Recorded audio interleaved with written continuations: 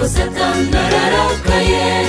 Mwami Imana tabara utsinde, dukeneye ihumure kandi ni wowe dufite w'ibyiringiro. Tabara isi. Nibyo koko ni iminsi mibi, bihe bibi bya nyuma nitwe bisohoreyeho. Mbega ishyano, hakenewe gutabara n'inkubi, ubwo Satani ararakaye. Mwami Imana tabara utsinde, dukeneye ihumure kandi ni wowe dufite w'ibyiringiro. Tabara isi.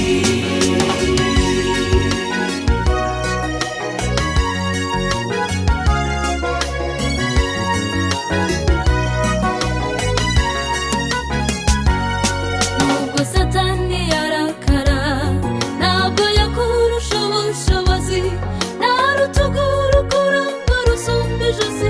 Ibyo murabizi. Twiringiye kunesha, twiringiye gukomera kwawe Mana, mugabo udatsindwa, kandi ibihe byose turakwiringiye. Udutabare mu minsi mibi, warabisezeranye. Bizera mukomerere muri Yesu, ntabwo azadusiga. Ibyo koko ni iminsi mibi, bihe bibi bya nyuma nitwe bisohoreyeho. Mbega ishyano, hakenewe gutabara n'inkubi, ubwo Satani ararakaye. Mwami Imana tabara utsinde, dukeneye ihumure kandi ni wowe dufite w'ibyiringiro. Tabara isi. Nibyo koko ni iminsi mibi, bihe bibi bya nyuma nitwe bisohoreyeho. Mbega ishyano, hakenewe gutabara n'inkubi, ubwo Satani ararakaye.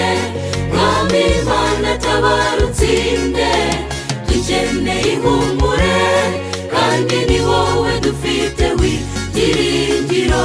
Tabara isi.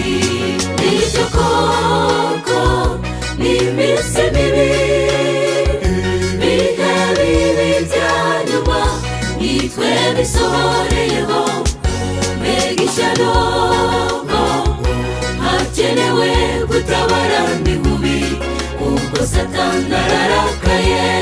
Mwami Imana tabara utsinde, dukeneye ihumure kandi ni wowe dufite w'ibyiringiro.